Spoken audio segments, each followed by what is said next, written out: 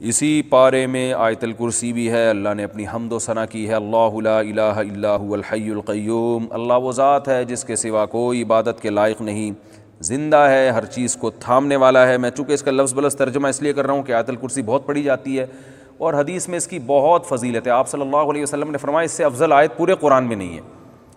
فرض نماز کے بعد آپ صلی اللہ علیہ وسلم نے فرمایا جو پڑھے گا اسے جنت میں جانے سے کوئی چیز نہیں روک سکتی، اور صحیح حدیث سے ثابت ہے کہ شیطان سے، جنات سے، جادو وغیرہ سے آیت الکرسی انسان کو بچاتی ہے۔ رات کو بھی پڑھ کے سونے کی ترغیب ہے۔ حضرت ابو ہریرہ کا مشہور واقعہ ہے، چونکہ یہ خلاصہ میں پوری تفصیل نہیں بیان کروں گا، شیطان ان کو تنگ کرتا تھا انسانی شکل میں آ کے، حضرت ابو ہریرہ نے آیت الکرسی پڑھی اور نبی نے فرمایا کہ یہ شیطان اب راستہ تمہارا چھوڑ دے گا۔